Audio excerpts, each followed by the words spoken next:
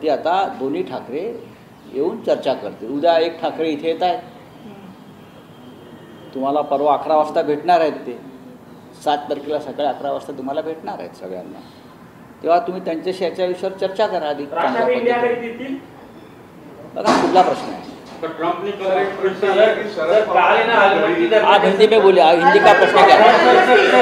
Trump ने फिर से कल एक स्टेटमेंट दिया, उसने इंडिया को धमकी दी, बोला कि ट्रैफिक बढ़ाएंगे जब तक कि टैरिफ बढ़ाएंगे जब तक कि ये ऑयल. ट्रंप भारत को बार बार धमकी दे रहा है.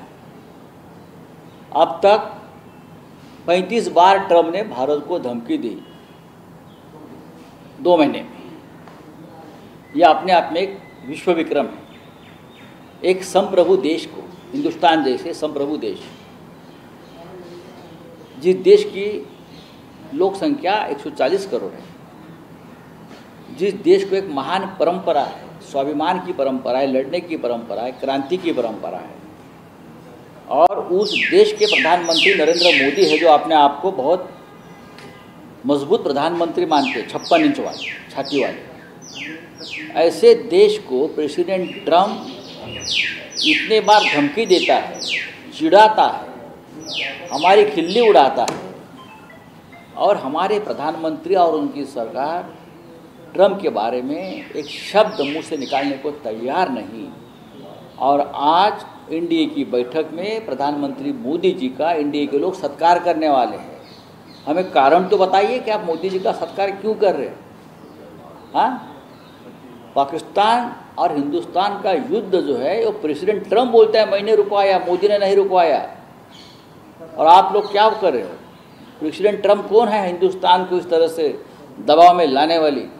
ऐसे बहुत से प्रेसिडेंट अमेरिका के आए और गए, कभी इस तरह की भाषा हिंदुस्तान के बारे में करने की हिम्मत ना रशिया के प्रेसिडेंट ने की, ना अमेरिका के प्रेसिडेंट ने की, और ना पाकिस्तान के प्रेसिडेंट ने की है. ये पहली बार हो रहा है मोदी जी के कार्यकाल में कि कोई एक बाहर का देश हम पर आँख उठा रहा है, आँख दिखा रहा है, और हम कुछ नहीं कर रहे. एनडीए की बैठक आज रखी गई है 7 तारीख को, इंडिया ब्लॉक की बैठक है. वो जो हमारी बैठक होने वाला है उनके बाद उनको लगा कि हमको भी लोगों से मिलना चाहिए. अच्छी बात है, हमारे वजह से इंडिया की बैठक हो रही है. इंडिया की ब्लॉक की बैठक 7 तारीख को राहुल गांधी जी के निवास स्थान पर है. सभी बड़े नेता आ रहे हैं. उद्धव ठाकरे जी भी कल दिल्ली में पहुंचेंगे खास करके, और हम लोग शामिल हो गए. तो मोदी जी को करना है, मोदी जी करेंगे.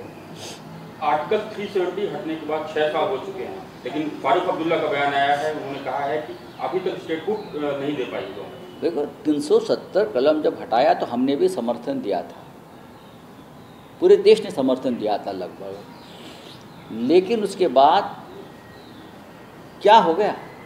क्या मिला देश को? क्या मिला जम्मू कश्मीर की जनता को? क्या मिला है आप ये बताइए. दहशत, टेररिज्म आज भी कायम है. आप देख सकते